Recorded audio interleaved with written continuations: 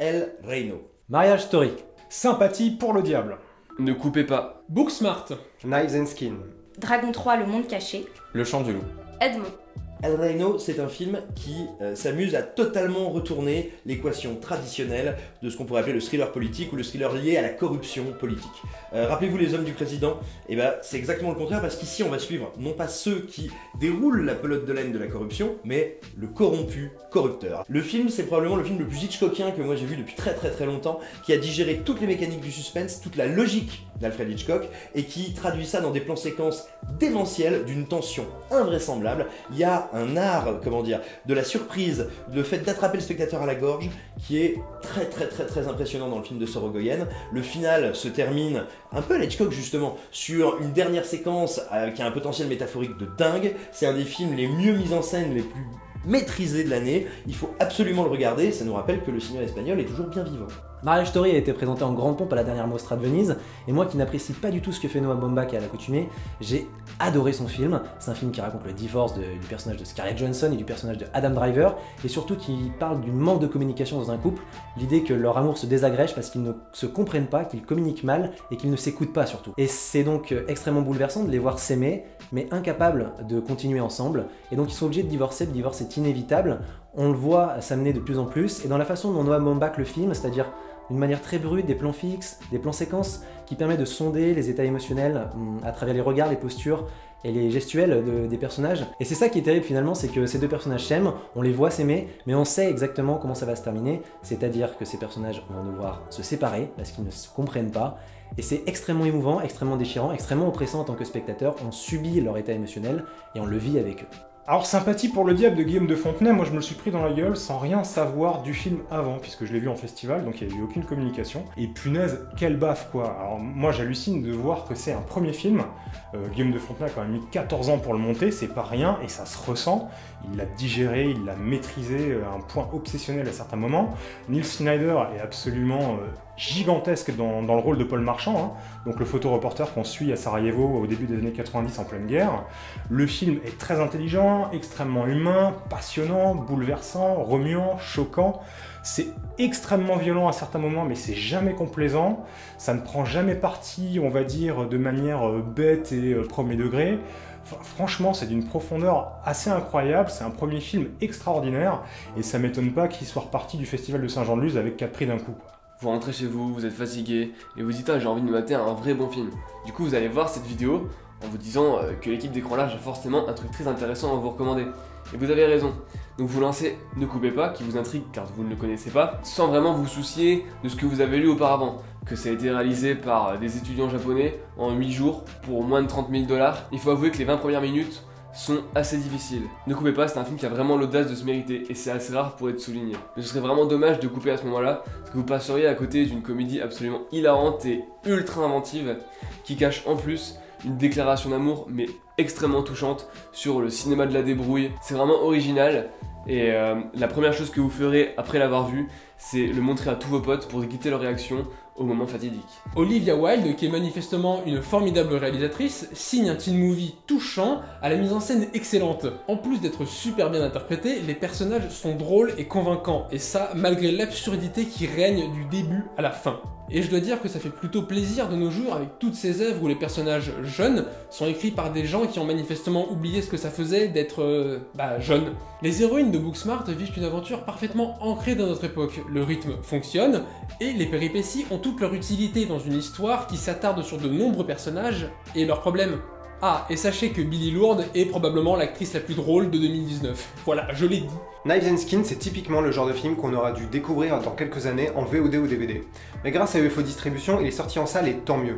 C'est une vraie expérience de cinéma. Il y a du Greg Araki et du David Lynch, notamment de Twin Peaks, dans l'histoire de cet adolescent dont la disparition va réveiller et révéler toute une communauté, toute une petite ville dont la folie était cachée. Jennifer Reeder arrive à créer une ambiance qui est assez incroyable. Le son apporté à l'écriture des personnages, il est vraiment magnifique. Le regard porté sur l'adolescence est à la fois moderne et frontal.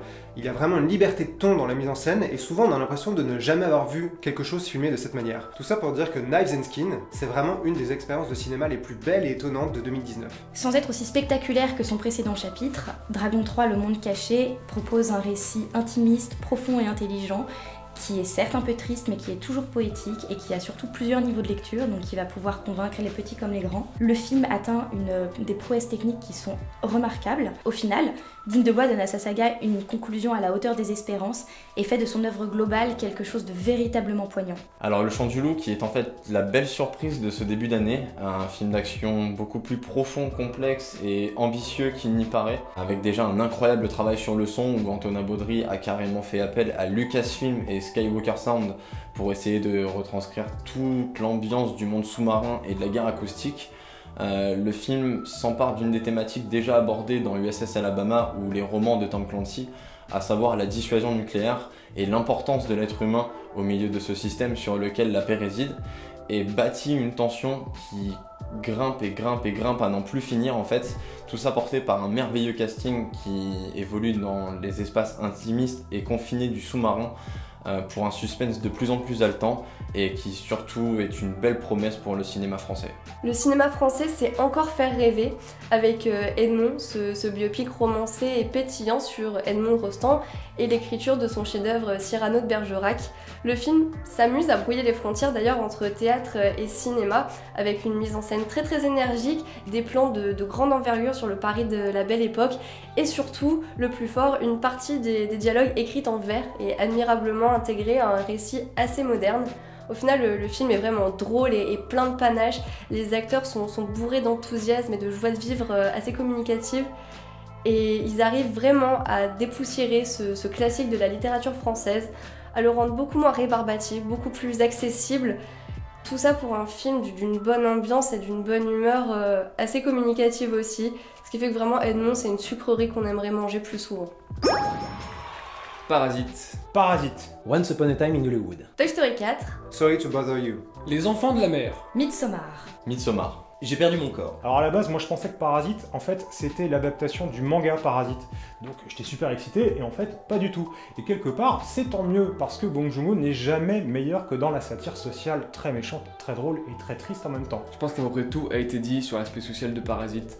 Plein d'articles ont été sortis, des tas d'analyses. Mais du coup, on oublie souvent le génie structurel de Bong Joon-ho, qui dans tous ses films, mais particulièrement celui-là, arrive à convoquer des tas d'éléments esthétiques ou thématiques, et à tous les faire marcher dans une fiction d'un point de vue absolument parfait. Et on peut prendre l'exemple de La Pluie, qui n'est qu'un décor purement visuel pour certains, ou une catastrophe narrative pour d'autres. Et là, il s'est vraiment déchiré, parce que entre la mise en scène qui est hallucinante, la direction de la photographie qui est juste géniale, les comédiens qui sont fantastiques, le scénario qui est intelligent, profond, méchant, drôle, et en même temps un peu tendre, Bong Joon-ho est en pleine possession de ses moyens. Tous ces éléments font fonctionner la machine impressionnante qu'est ce film, alors que ce n'est quand même presque qu'un huis clos entre deux lieux différents. On a un vrai voyage vertical sur l'échelle sociale qui est absolument impressionnant, passionnant et qui peut se revoir à foison, étant donné qu'à chaque fois on y découvre de nouveaux détails. Et moi ça m'hallucine de voir qu'un réalisateur avec une carrière comme la sienne arrive encore à se renouveler tout en restant dans cette thématique. Donc franchement, j'ai pas grand chose d'autre à dire, si ce n'est que Parasite ça frôle la perfection,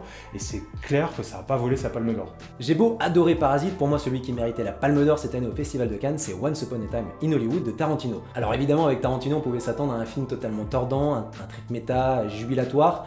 Finalement, il n'en est pas vraiment puisque c'est un film plutôt très introspectif et qui parle d'une ère révolue à Hollywood. C'est un film très mélancolique, très poétique, très déprimant aussi finalement et très désenchanté sur un Hollywood qu'on ne connaît plus. Il y a une partie de l'insouciance du monde qui a disparu avec le meurtre de Sharon Tate. Et finalement, avec Once Upon a Time in Hollywood, Tarantino s'affranchit des codes, s'affranchit de l'histoire. C'est ça qui est magnifique, c'est qu'il rend le cinéma magique, libératoire, d'autant plus qu'avec Brad Pitt, Leonardo DiCaprio et Margot Robbie, c'est extrêmement bien joué, c'est magnifique de bout en bout. On pensait vraiment qu'après le film de 2010, Toy Story 4 ce serait le volet de trop, sauf que vraiment pas. C'est une conclusion juste magnifique, pleine de nostalgie, d'émotion et de maturité, avec ce que l'animation 3D a actuellement, ce qu'il y a de plus beau à nous offrir. On est vraiment étonné de voir à quel point le réalisateur a réussi à insuffler une humanité encore plus marquée à ses jouets, qui en fait évolue avec des problématiques bien connues du public adulte, notamment tout ce qui a rapport aux enfants, mais qui traite également des thématiques vraiment très profondes et complexes comme l'émancipation, le déterminisme social, l'acceptation des différences, le sentiment de rejet, tout ça qui est traité avec énormément de justesse et surtout d'humour. Le plus simple pour décrire Sorry to Bother You, ce serait de dire que c'est un croisement entre Spike Lee, Terry Gilliam et Black Mirror. Mais c'est presque trop simple tant le premier film de Boots Riley ressemble à rien d'autre. C'est drôle, c'est absurde, c'est grotesque, c'est effrayant, c'est dramatique, c'est aux frontières du film de genre, vraiment ça ressemble à rien et faut absolument le voir. Personne ne réchappe de cette satire au vitriol. Les puissants, les travailleurs, les artistes, les cyniques, tout le monde en prend dans la tronche. Boots Riley, il filme ça avec un style qui est vraiment génial, il a un sens du rythme et du timing comique qui est vraiment super et qui donne des scènes hilarantes. Ça me rappelle un petit peu le coup de cœur révélation de Dear White People il y a quelques années qui était déjà avec Tessa Thompson. Et j'ai la même impression d'un cinéaste qui est en train de naître et qu'il faut suivre à tout prix parce que Boots Riley il a beaucoup de choses à dire sur le monde et il faut vraiment l'écouter. Bon, là je vous parle encore d'un teen movie, mais fantastique et d'animation japonaise, et engagé politiquement car il parle de l'importance de la vie marine, sujet assez délicat au Japon. Les enfants de la mer, c'est simple, c'est parmi ce qu'on a vu de plus beau en animation 2D, tout pays confondu. La patte graphique est somptueuse et vraiment pas banale. Le film prend le temps de faire des longs plans ostentatoires, et je vous parle même pas du grand final qui vous rappellera peut-être Neon Genesis Evangelion, sauf que là on comprend pas tout, mais bon c'est pas grave, ce qu'il y a surtout de très bien c'est la bande originale de Joe Hisaishi que j'écoute encore. Ari Aster, c'est le réalisateur derrière Hérédité, le film d'horreur sorti l'année dernière, qui laissait déjà un peu entrevoir dans son final et dans l'utilisation complètement hallucinée de la spiritualité les prémices de Midsommar. Mais avec Hérédité, on pouvait pas complètement s'attendre à avoir un deuxième film aussi oppressant et aussi malsain. Un véritable trip hallucinatoire qui déborde de richesse et de maîtrise sur tous les aspects. C'est-à-dire qu'Ari Aster utilise tout ce qu'il a à sa disposition pour instaurer une ambiance et un malaise qui est présent dès l'introduction, qui est véritablement suffocante, sans mauvais jeu de mots. Parce que la spiritualité est partout et parce que c'est elle qui transforme le film en un véritable cauchemar, Ari Aster peut se permettre de filmer avec énormément de frontalité l'horreur et d'être très abrupt dans sa façon d'amener les violences. La lumière omniprésente et la musique lancinante nous plongent au cœur d'un rêve qui tourne très rapidement à un cauchemar dont on ne veut pas détourner le regard. Grâce à sa maîtrise technique et à son ingéniosité dans sa façon de filmer, Ari Aster transcende le sentiment de peur et enserre le spectateur dans quelque chose de véritablement oppressant. Et qui fait du bien dans le paysage du cinéma actuel. On entend souvent dire que le cinéma d'animation, c'est pas tout à fait du cinéma.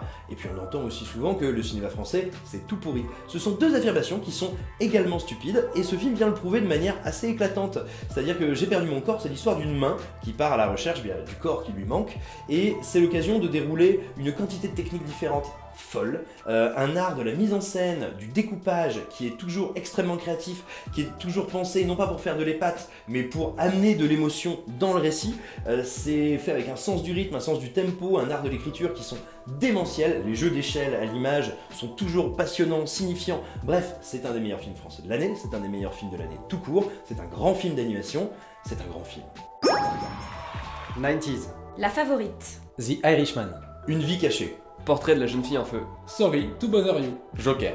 Midsommar. Once Upon a Time in Hollywood. 90s, c'est le premier film de Jonah Hill, c'est un petit film et c'est un film précieux. À vue de nez, c'est la typique coming of age story. C'est l'histoire d'un enfant dans le Los Angeles des années 90 qui vit dans une famille compliquée, va se lier d'amitié avec un groupe de skaters et à partir de là, il sort de l'enfance, entre dans l'adolescence avec toute la perte d'innocence que ça implique. Mais c'est aussi un très beau film sur la solitude, l'amitié, la communication et les peurs silencieuses qui rongent enfants comme adultes.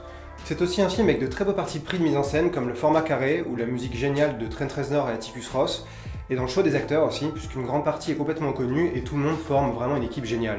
Tout ça pour dire que derrière ces airs innocents de petits films, je trouve qu'il y a un film puissant qui mérite vraiment d'être vu. Avec La Favorite, Yorgos Lanthimos renouvelle complètement sa façon de travailler puisqu'il décide de faire un film d'époque et en costume, là où ses films précédents étaient des films contemporains. Il réussit avec brio à exploser et à transcender les codes du genre pour déverser toutes les extravagances dont il est capable. On retrouve sa patte loufoque, sa caméra ludique à laquelle il a ajouté l'utilisation de la courte focale. Il se sert de l'or et du faste de la cour du XVIIIe siècle pour poser un masque raffiné sur les démences humaines et prouver qu'au fond les choses ne changent pas tant d'une époque à l'autre. Et surtout, il s'entoure de 3 actrices qui incarnent magnifiquement bien la lutte de pouvoir dans cette cour du 18e et qui va mener en fait l'histoire à sa chute.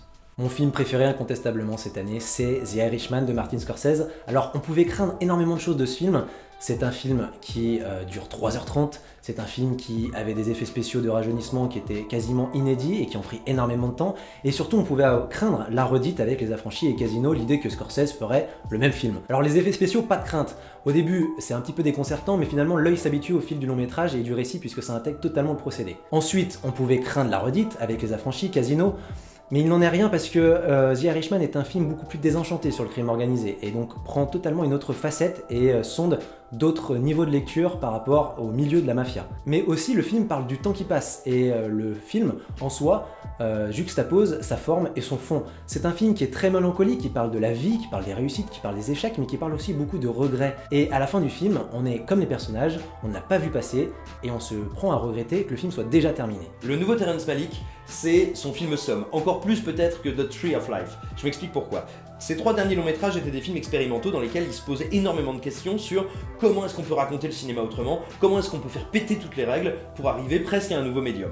Alors il abandonne en partie ça, parce qu'il revient à un cinéma qui est linéaire, avec une histoire simple, avec un début, un milieu, une fin, mais il conserve tous ses acquis de cinéma expérimental, il conserve tous ses acquis de comment faire péter la grammaire du récit. Et du coup ça donne un film qui est à la fois très simple à suivre et en même temps ultra audacieux dans la manière dont il déroule son histoire visuellement. Et son histoire c'est quoi? C'est celle d'un paysan autrichien qui est appelé pour se battre aux côtés de l'Allemagne nazie pendant la Seconde Guerre mondiale et qui refuse.